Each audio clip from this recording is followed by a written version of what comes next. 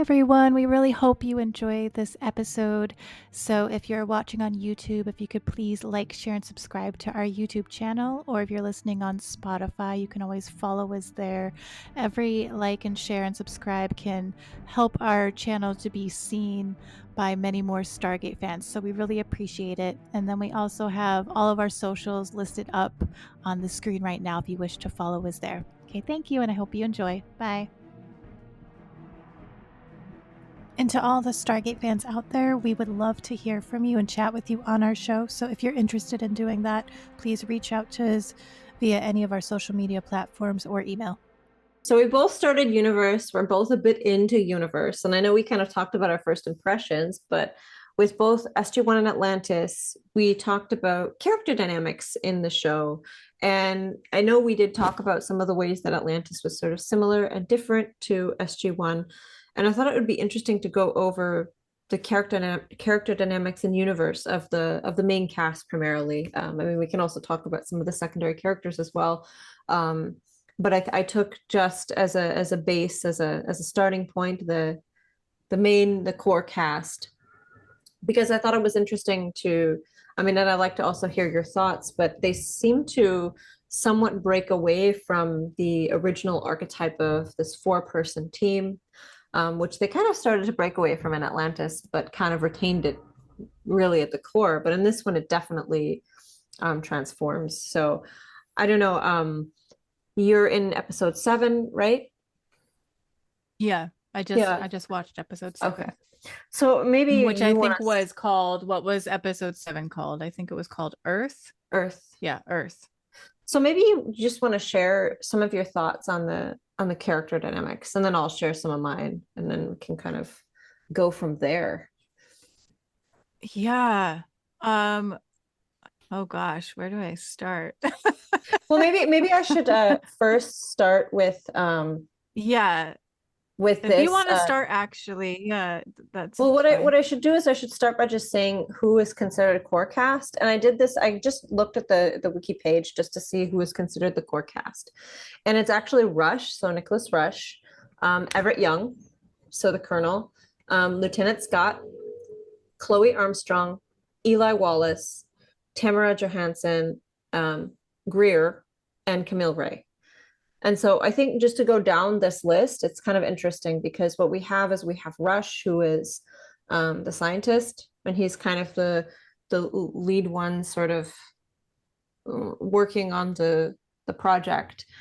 Young is a colonel, but if I remember right, he was on the Icarus base, and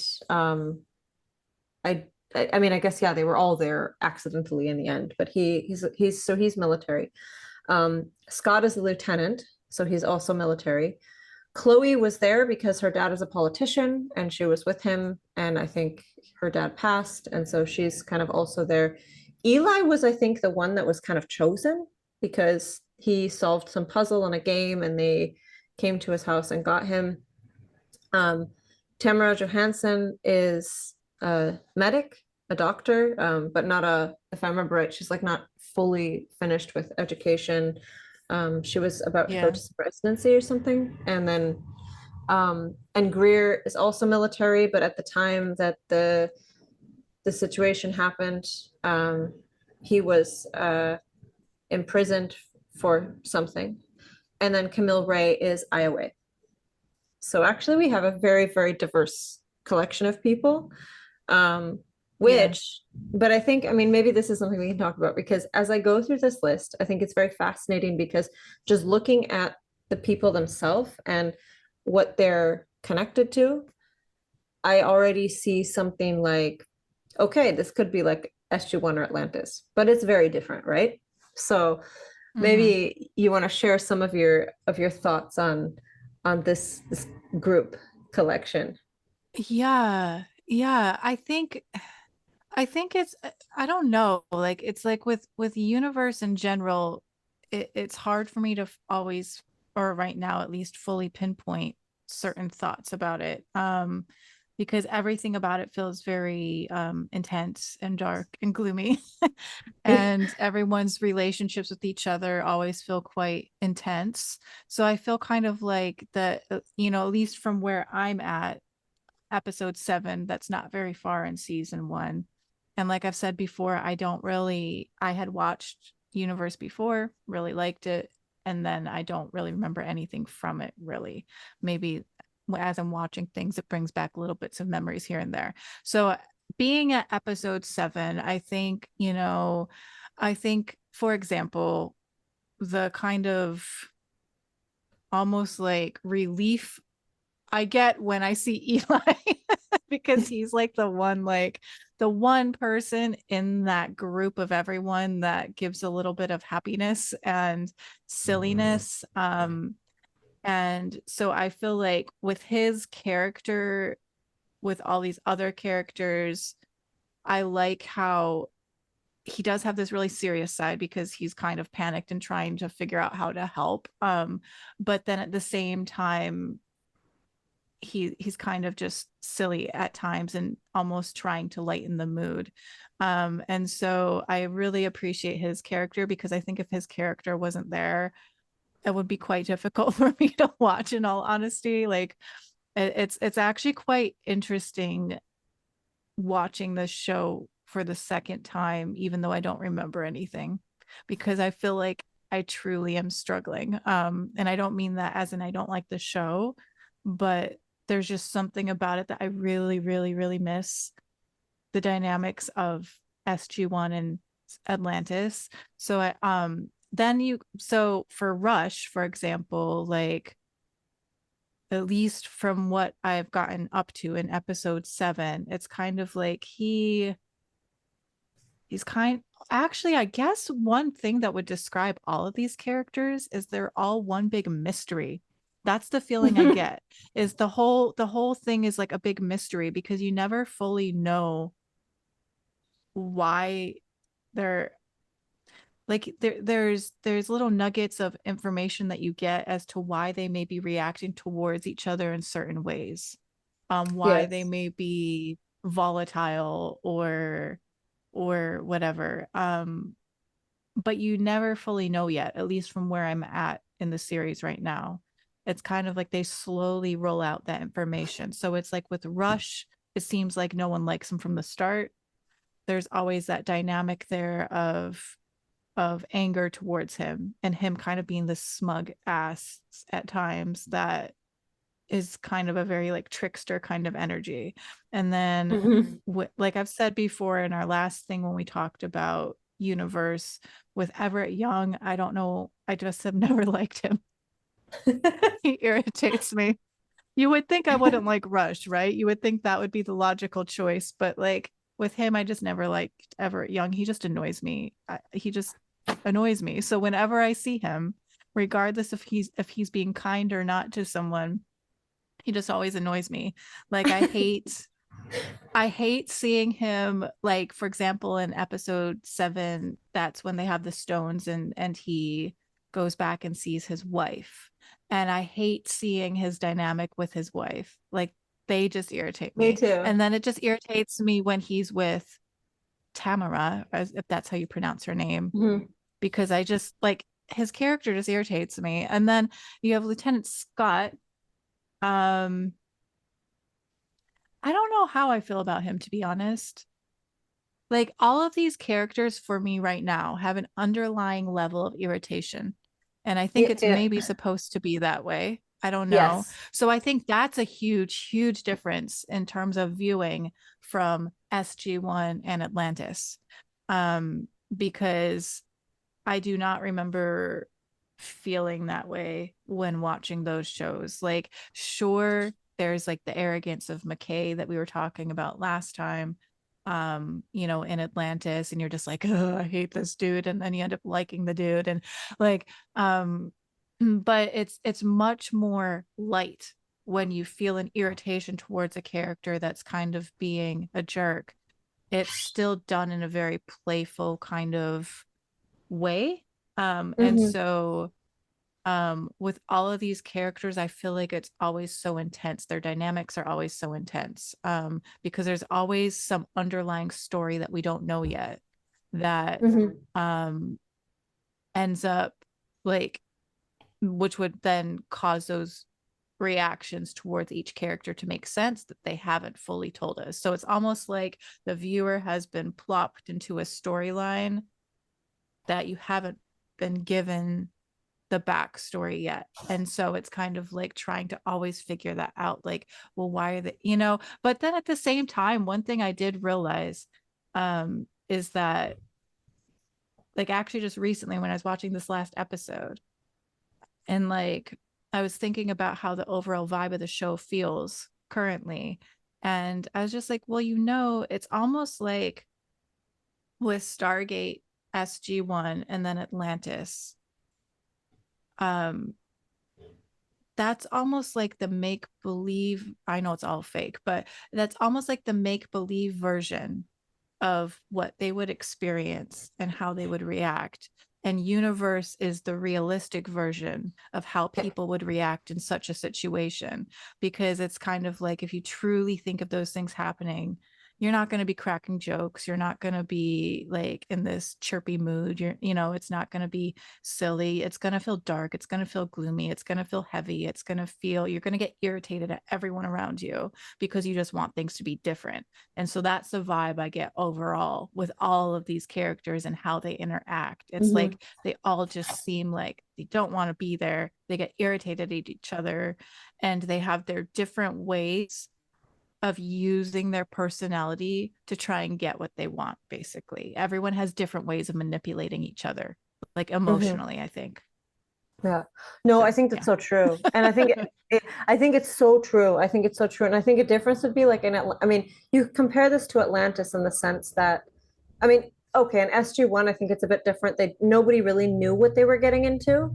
So I think having this sort of playful optimism with a little bit of skepticism makes sense. They didn't really know. And in Atlantis, they knew, but like they didn't know everything, but at the same time, the people that went on the expedition, they 100% knew what they were getting into when they went on the expedition, and they all chose to go. They all knew who was going ahead of time. They said goodbye. It was a very, like, this is kind of a, like you said, it's a situation everybody's thrown into it. They weren't necessarily chosen to be together. They weren't necessarily chosen because they were the best, with a couple of exceptions that happened to be there because they were doing it. But I mean, I think it's also really fascinating, like you brought up McKay, and how he was kind of the sort of like, quote unquote, considered like the smart asshole for a little while. But I also think in Atlantis they did the thing like you hang a lantern on it or whatever, where you basically, like, one of the characters would then like make fun of him or something, or like where if he's acting up and the shepherd's like, just threaten him with a lemon or something like that. They kind of joke about it and put it to the forefront. Yeah. Where I think, like, I mean, for example, with Rush, that kind of stuff doesn't happen. It's funny that you brought up, oh, I should dislike Rush more than Young, because I actually agree with you. Like, Young kind of bothered me more than Rush, and Rush actually never bothered me because I feel like what Rush, like, I mean, not what he wants is clear. What he wants isn't clear. You don't always necessarily know what he's doing in the background, but I think overall, you can assume that his intentions will have 100% to do with the science and the progression of the project. Like, Mhm. there's nothing necessarily so personal about it. With Young, I feel sometimes that his motives are a little bit more personal, and almost like, interestingly enough, and I don't know if this is my misinterpretation, sometimes it feels like his motivations are for Colonel a little bit too emotionally driven. Whereas I think Rush Mhm. is 100% driven on logic. And I don't know if that's like what causes them to clash, but I always, like, I feel very similar that the Young character, I mean, the character kind of, like, I think it's supposed to bother you. I think you're supposed to be bothered by how the character is behaving towards Rush. And I think you're absolutely right Mhm. that all these characters have this kind of grayness about them where certain things are supposed to bother you. And like I said, I think Yeah. in a previous video I mentioned, like, I really don't like Chloe, like, because mostly of how she behaves with Eli, like that's primarily the reason. But I wonder if, like, maybe you're supposed to feel that way. Maybe you're supposed to be like, why does she keep treating Eli like that? Like Eli is like so deep. Like honestly, like he's like my favorite. Like I love him so much. And like I know that like if I was on this ship, I would 100% want to like hang out with Eli all the time. Like that's I would Yeah. be and so it's kind of like I that part of it like made me feel annoyed about the character. But then when you really examine what happened, like that character went through trauma because her dad passed away. And so, then when you look at it more in like the psychological perspective of, okay, well, she's, kind of clinging with Eli because she gets some kind of emotional security from this. And, same with Lieutenant Scott, which like, I mean, we can talk about the interpersonal dramas in the show because they're also quite heavy. Um, but I mean, maybe like you said, there's a situation where people are thrown in this circumstance, and maybe under different circumstance they wouldn't behave this way. I mean, Yeah. we don't know. Yeah. Yeah. And I mean, even too, when you're just describing all those things, like it always just makes it make more and more sense. Like the show just makes sense. Like it's like, yeah, it's a different vibe. It's a very heavy dynamic. But when you were just like explaining all those things and like your thoughts on it and like why things make sense to you, then I'm just like, yeah, like it wouldn't make sense for the show to be any other way, if that makes sense. But I do feel like Eli, for example, like I feel like he would fit in so well, even like in Atlantis, Hmm. like I feel like that character would fit really well in a different version of the show that is that more lighthearted thing, like, and would still be a favorite. Like I think like Hmm. he would fit so well with like the other teams, especially Atlantis, I think would be cool. Uh that would have been cool to have his character in Atlantis, I think. Yeah, no, for sure. Actually, I could totally see that. And it's interesting because not all the character now that you mention it, I don't think I could see all the characters in another Stargate show. I think, Yeah. some of them wouldn't necessarily work in the same way because the gravity of the situation. Um, Yeah. but I mean, I do appreciate that specifically here that they kind of moved away. I mean, I love the sort of team, four-person team kind of core dynamic of Stargate and then Atlantis. But I think as we move into something different, I love that they kind of moved away from that and they have multiple different dynamics kind of going on all at the same time. Um, Yeah. and I think that's actually kind of interesting. I know there's some other characters that are, somewhat not part of the main cast that then get more time and get to interact with those characters. But I think even among the core characters, they kind of rearrange them in different ways so that they're kind of interacting differently. And I mean, I would say part of that is like some of the main ones now have uh, clear romantic relationships, which I think is a hotly contested thing in the show. If you've ever read anything about people in universe, a lot of people complain about this. And I know you've probably seen enough now that you've seen some of the like hooking up and breaking up and getting back together. And I mean, what do you think of that so far? uh um it's kind of annoying, to be honest, like because it's like I get why it's there and I think it makes sense, and but at the same time I just keep thinking it's really interesting actually, because I feel like my feelings of this show the second time through feel different than what I can remember the first time through. Hmm. The first time through, I do remember, like, just for a second, going back to how you mentioned about the teams and how it's nice that there's no longer that four team structure. I do remember first time through really thinking, oh, thank God, like I could not deal with like having just a repeat of everything and having it be that same kind of format. And I really was happy that it is the way it is. This time through, I still have that same thought, but I do really really miss.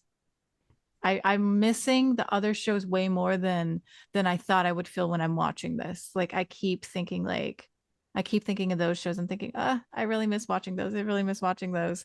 And so it's like really like I feel like kind of like dragging myself through mud trying to watch this show currently. I don't mean that I don't like it, but that's just like how I've been feeling. So then going to the dynamics of, or how you're mentioning the relationships, I guess, was like,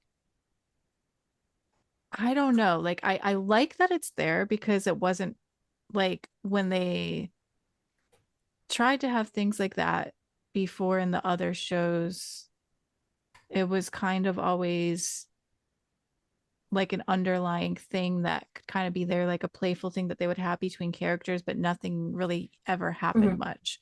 Here it kind of goes like full into like sex scenes and all this stuff. And I don't really know like how I feel about that. Yeah, Just I mean, like the because like first I think, episode had it. yeah, just because I think like I get like that happens. It's an adult thing, like whatever.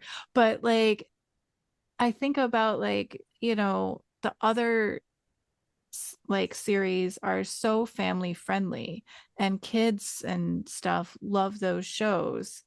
And so I feel like it's kind of just totally disregarding the younger people that could like the show because then they may not, maybe like teens and stuff might not care, like whatever. Um, but it does really make it that like younger kids probably, either their parents maybe wouldn't want them to watch it, or it would just make them really uncomfortable to then have what maybe would be one of their favorite shows and suddenly switch to Mhm. something that's, you know, very sexual and stuff and always showing that. Um, so let's see, I've gotten to episode 7.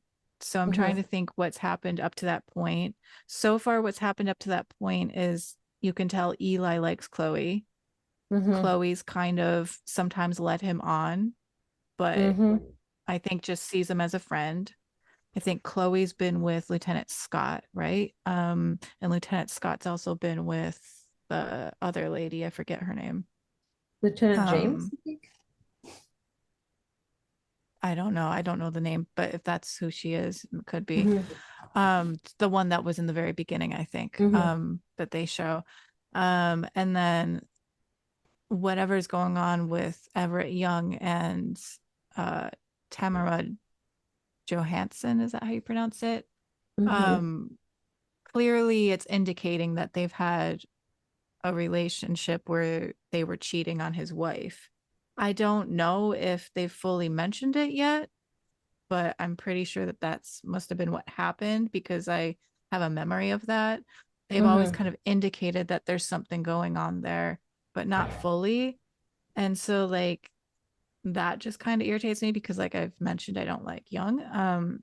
And then like him and his wife, like, and that whole scene in episode 7 where they're using the stones, right? It's not even his body, like, and he's, what's the guy's name that is the body that Everett It's Young Telford, goes right? into? Telford. Yeah. Telford.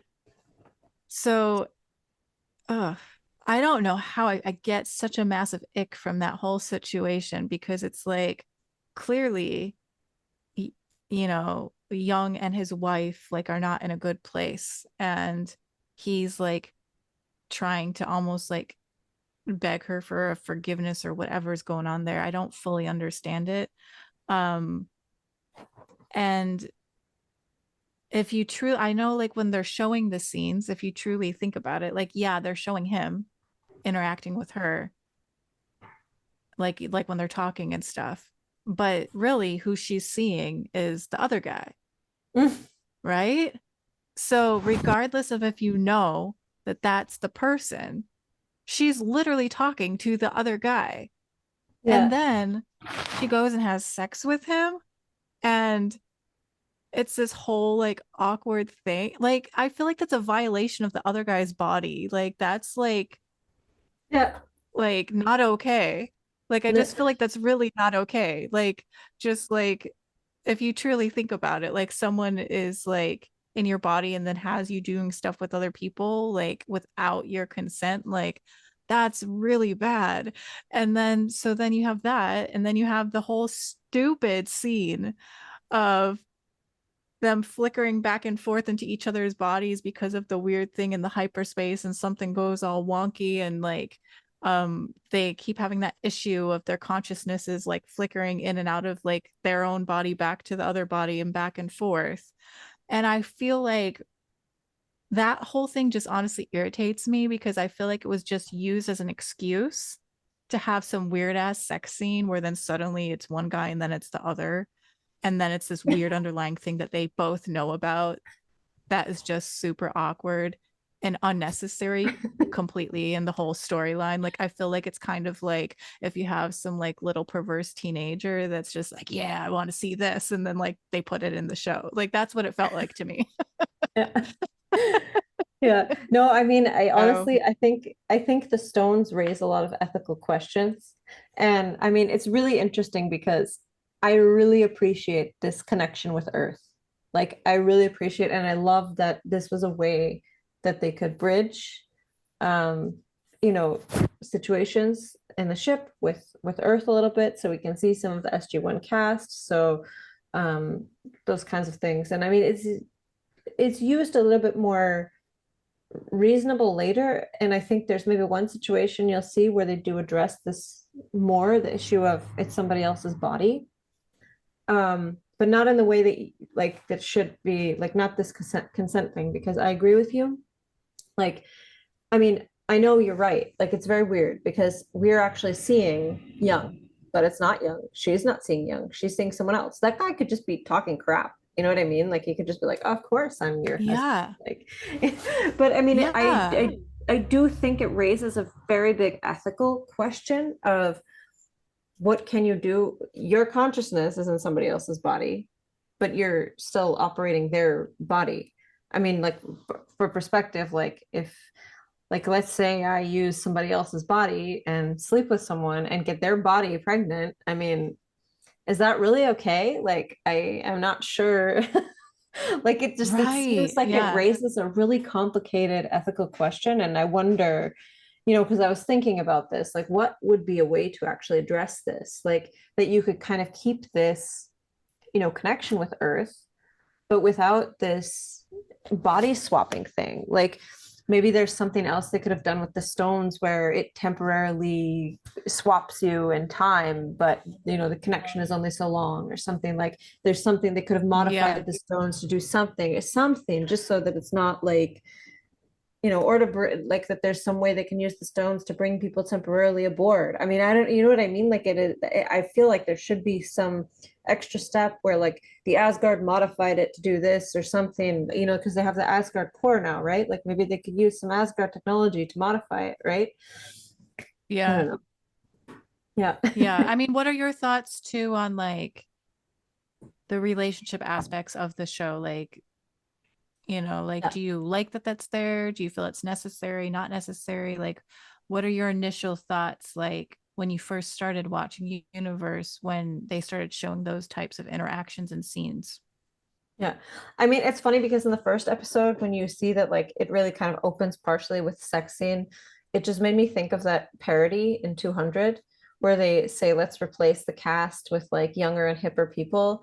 And, they're like, oh, she's into you. Oh, I'm pregnant, like, and it's like, it's totally like a drama. That's kind of what it reminded me of. Oh my God, that's so funny.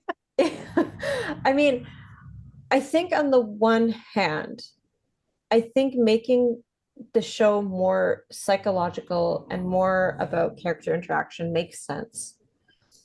Um, I agree with you that because of it being a Stargate and still part of the franchise, it's kind of one of those things where it's just there's like this boundary of changing tone and then also kind of transforming. And I think it maybe steps over that boundary a little bit where that tone could have been there and those things could have been implied.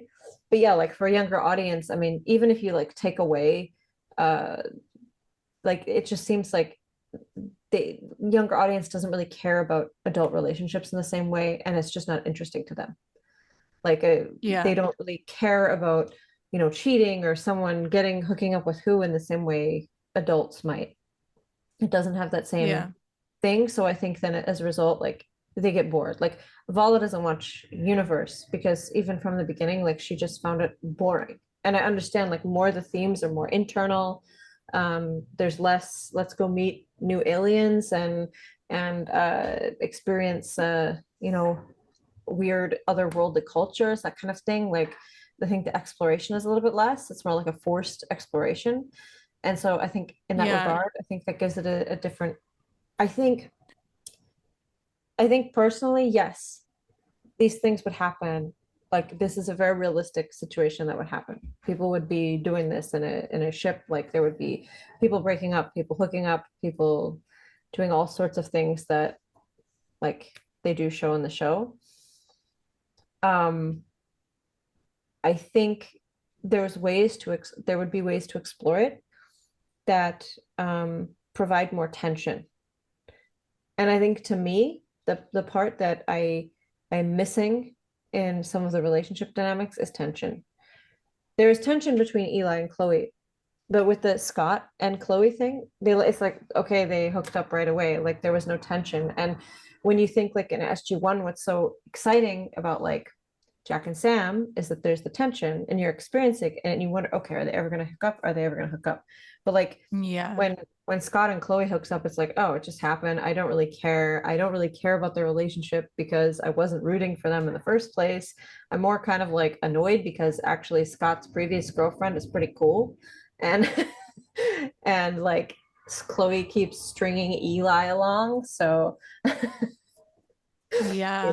Although maybe that's intentional, like if you yeah, think about right? it, like because it's like that kind of thing where people are just hooking up, it means nothing to many people when they do that. So it's maybe supposed to give that impression of like, oh, who cares? Who cares that they're hooking up? But like I agree, like with like if you think of other shows too, like that tension is exactly that's like the perfect word for it. That's exactly what's there in a lot of things when people are rooting for two characters. Mm-hmm. It's like will they, won't they? And a lot of times when characters actually do get together, then it like takes it away completely and you're just like, oh, this is kind of boring. Like, so it's a lot of times it's like that will they, won't they dynamic that many people like to watch. And so like, yeah, I know what you mean. Like I agree with that. Yeah. I mean, Oh, it's and really also fun. I guess I wanted to, oops, sorry. I was Go just gonna ahead. mention that just because like in case people don't know that are watching this, that when you mentioned Vala, you were talking about your daughter who's 11 years old, 12 years old. How old is 11. she? Oh, yeah, yeah. 11. Not Yeah. Vala in SG1. Yeah. I just like to always mention it just because we have, you know, I have a daughter named about with a character from Atlantis, Taylor, and Yeah. you have Val. You have three kids, but Vala's named after a character from SG1. So it's like sometimes when we mention that, I just like to always mention who we're talking about, so people don't get confused if they've never watched Yeah. our or listened to our podcast. Yeah. No, that's a very good thinking, especially because it's also a Stargate character, and that's probably very confusing. Yeah, when Vala was watching this, she was like super bored. But I mean, probably Vala would get bored watching Earth shows, I could imagine, unless there's a lot of action. Yeah. Um, But yeah, no, on the will they, won't they? It's funny because in the first episode, I felt that about Eli and Chloe because they kind of sit there and they start talking, and then you go, okay, like this is going to be the focus, like that the like in terms of like the will they, won't they focus. They're just going to focus on Chloe and Eli, and you're going to have this tension, and maybe they'll hook up, maybe they won't, but you kind of feel like they're going to play with that for some time. But it's like they immediately like just shift it to she's just messing with him, and then I feel bad for Eli. Like he deserves so much better than that. Yeah, yeah. No, he is such a cool character, and and maybe it's all intentional, but I hate how they always make it seem like he's the odd one out. Like he is like people like for example, like in the episode 7 when he's like used the stones to be in the other person's body and they go to like that nightclub or something and he's all shocked that like a pretty girl like hit on him and danced with him and exchanged numbers or something like that, and he was like telling Chloe about it and like saying like how like as himself like that girl never would have spoken to him, and that like whole crap like just annoys me, like that like it's like they're kind of making his character seem like he's less than, and that Hmm. visually like oh like they're almost making it like visually he's gross, which like Yeah. we've talked about before, actors like all actors have their different levels of like um appearance that is typically better looking than the average human, right? So it's kind of like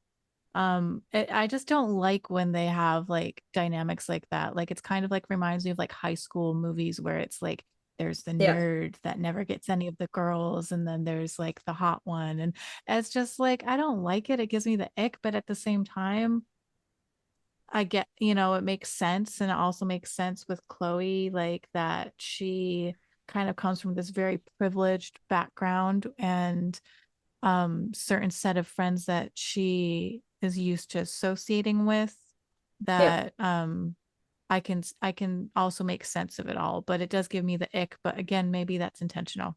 I don't know. Yeah, no, exactly. I think I have a feeling like all the ick is very intentional and it's just a different kind of tension. And so I think that, in that aspect, it's like, okay, it's like it becomes a character you love to hate in a way. It's just that I didn't expect. It's almost Yeah. kind of like it messed with my expectations because I thought I was going to love to hate Rush, but I actually don't really hate him. I actually like Rush. I think he's cool. Yeah. And but yeah, I mean it's really weird because like yeah, of course, in every Stargate, everybody's hot. So it's just that I think it's kind of like Yeah. you can there was this movie, I don't know if you remember, like an old teen movie called She's All That. And Yes. Yeah. it's actually memed a lot or like talked about a lot because it's this stupid situation where it's literally the same girl that looks exactly the same, and all they do is they change her clothes and take away her glasses, and then suddenly it's like, she went from like the Yeah. nerd to like total babe, and it's like, come on. So I think like this is also Yeah. partially the time period. Like I have a feeling if this was made now, it probably wouldn't have had that same vibe, especially because at this time, 2009, it was kind of like the pinnacle of when people were getting like job offers because they had good World of Warcraft characters or something. Like this was a big thing. So I think that's where this kind of, oh yeah, you doing really good in a game, and that's how you, I mean, I guess it's also like Ender's Game. That's how they picked him, and that was before then. So it's kind of a little bit of, but this was really in the popular common sort of consciousness at this time, because World of Warcraft was a bit more mainstream.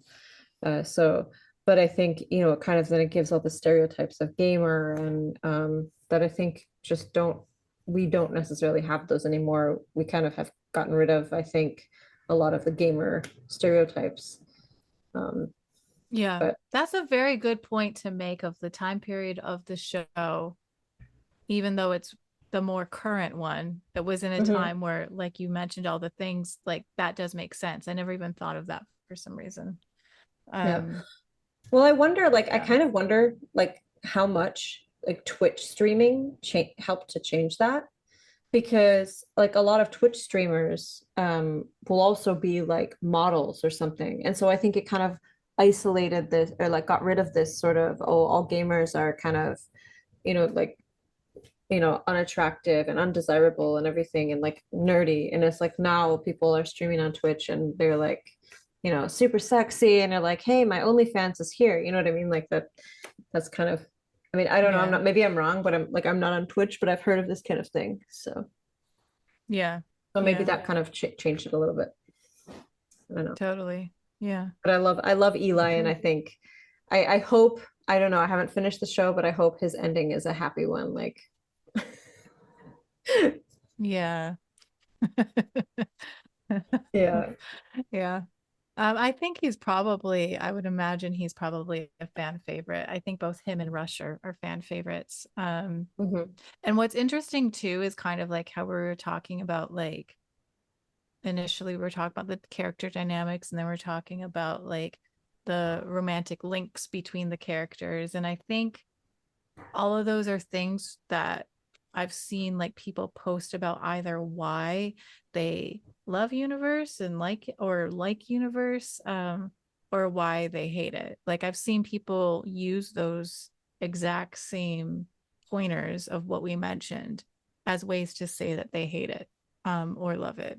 And Mm-hmm. so um which I understand both sides. I really do. Like I'm really surprised actually with myself that it's so hard for me to get into it. Like because I was so excited to watch Universe, like so excited. And now I'm less excited. I'm less excited and I want to get back to the point where I feel excited to like watch the episodes, and and I don't know if that just boils down to how I am in general with shows. Like I watch all sorts of things from, you know, psychological thrillers to comedies to rom-coms to documentaries, all sorts of stuff. But it's just like sometimes I get in the vibe of feeling like watching something. And I think it's a lot easier for me to feel like watching SG1 or Atlantis, more so than Universe. Like that's one that I Mm-hmm. really have to kind of be in like a mindset to feel like watching something that's kind of dark and gloomy. Yeah. I also think it's like you said, it's very heavy. And for me, I find that to watch what like especially because it's so more continuous and more like a storyline based thing rather than episodic, I find that I tend to want to watch it in a couple episode bursts or like multi-episode bursts. Like I have nothing to do all day, like on a day off or a day I'm sick, it's easier to watch. But generally like I mean, it's much easier to watch a lighthearted show too after like working a lot and then okay, sometimes it's a bit hard for me to go, okay, let's watch a universe. So I think that's also we slow down Yeah. and then maybe we'll just need a day of like where I don't know, I return from something and or I finish a project and then that's when I watch some more universe, a few episodes or something. Yeah. And I have heard people say that season one was hard for them to get through. Like I've Hmm. seen that comment multiple times Me actually, too. where people have mentioned like that they like Universe, but season one was a bit difficult to get into. But then once it got to season two, they really loved it. Because I do have a very, very specific memory of watching the show close to the time that it came out, I think. I don't think I don't know if I fully watched it right when it actually came out or not. I don't really remember. Because but I mean, I guess it doesn't matter too much, but I do have a very specific memory of being incredibly disappointed that it had been canceled. So for me to feel that way, I must have really been enjoying the show and felt like it should continue. So Hmm. I'm really hoping I kind of get back to that point. I have heard people say that it was really disappointing and annoying how it ended. So I'm just kind of not looking forward to that part. Because I don't remember, there's probably a lot of storyline to still continue. Um, but yeah, it's definitely a different vibe. And I'd be curious to hear with those that like Universe, you know, Hmm. what they thought initially, kind of the things that we mentioned, so like what did they think of with like the dynamics of the characters, and there being like those romantic stories and things like that. Like what are your thoughts on the Stones? But try and not, if anyone comments, try and not give anything away Go. because I've only seen up to 7. Yeah. Out of curiosity, I mean, we've mentioned Johansson. We haven't really mentioned Greer much or Camille. But how are you feeling about Johansson, Greer, and Camille? Ooh.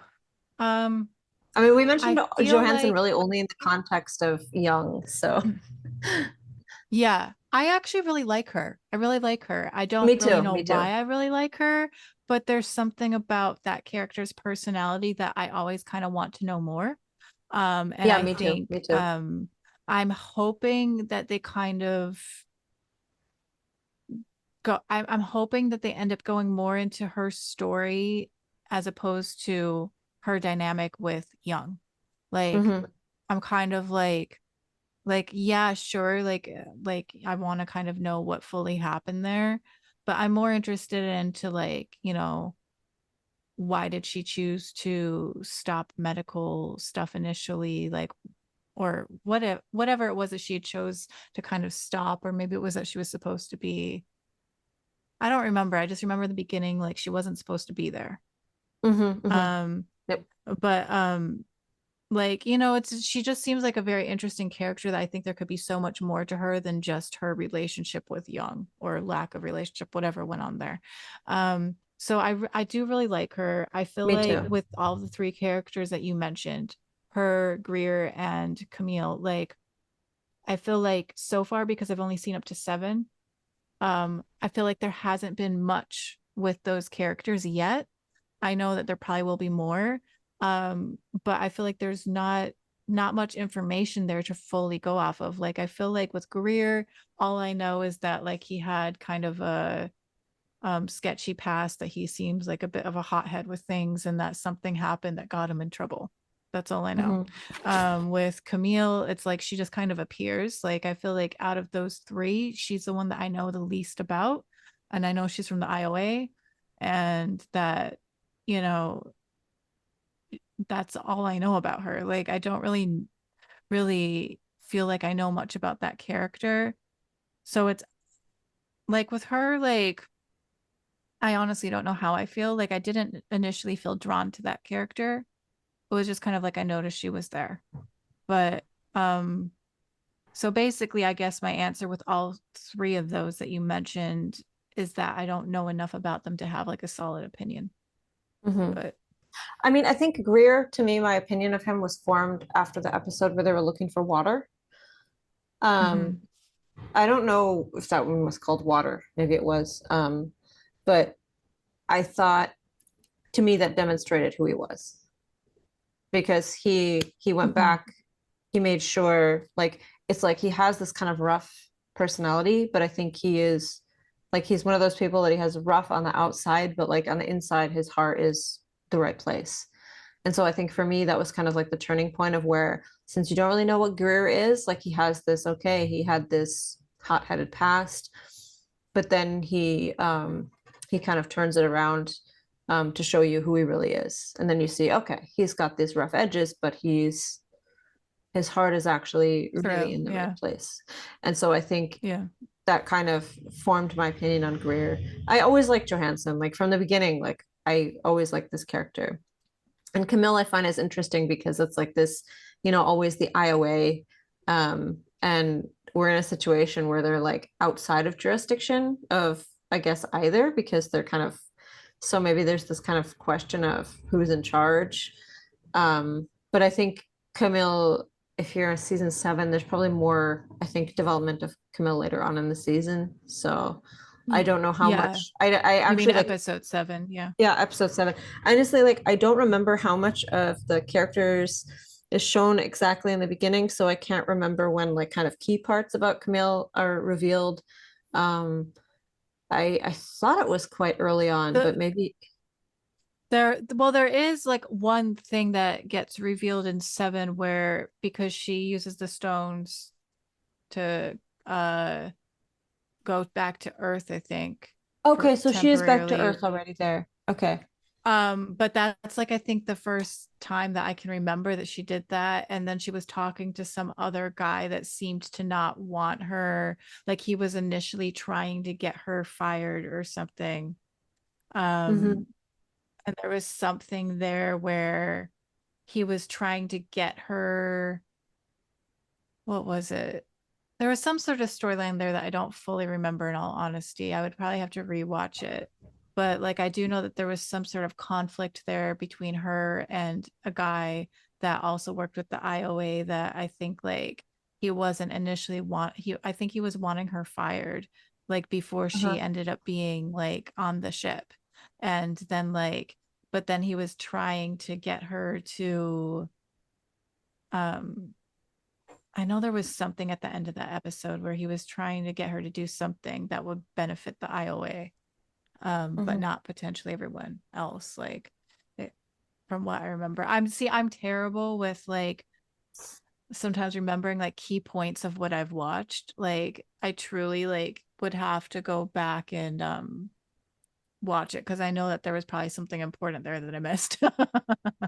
um, because my brain can be kind of flighty sometimes, whereas just I just don't hold on to the information fully, and I would have to like read it. Yeah. Well, for me, it's hard because I think because there's less of a episodic quality, it's hard to actually remember what things happen in what episode.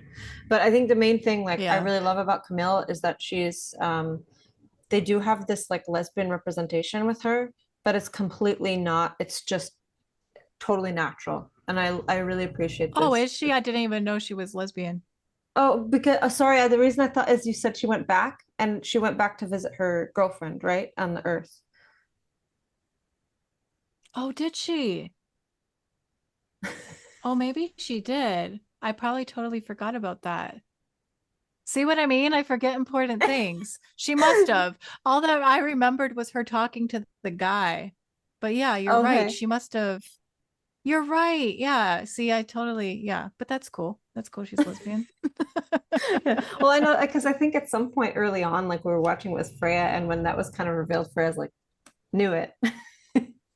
Yeah. Oh, Yeah. did she? Yeah. My other kid. Especially, yeah, yeah, your other daughter. Yeah. Especially like I think back in the time that it came out, Yep. there was way less representation with that kind of thing. Like I still feel like there's not enough representation for the LGBTQ community at all. Totally. But it's definitely more of a thing now that it's much more common, I think. um and I think, yeah, I agree, it's nice that it was something that wasn't like, because I feel like especially during that time frame when they used Yeah. to come out with anything that involved like a gay character, it was always done in this obnoxious way to make it such a big deal and like it's so abnormal, which it's not. And Yeah. like so it's nice that they had that. I mean, it goes to show that they didn't make it a big deal because I didn't even remember. Right. Yeah. Yeah. No, so I really appreciate that. And I think it's Yeah. good that they didn't then they also like I mean they do develop the character and develop the relationship. I mean you'll see and I think um yeah, I really appreciate that. Especially considering Stargate should be extremely like advanced in this when you think that they had the Goa'uld and the Tok'ra, which were basically completely genderless and in a way Yeah. the Tok'ra were kind of polyamorous because you were always together with multiple people really like two people and two people so it was like a fourple a fourple quadple a quadpole a quadpole so couple thruple quadpole Sure. I don't know but anyways yeah maybe it'd be interesting to hear other people's thoughts on all the characters and what they thought and yeah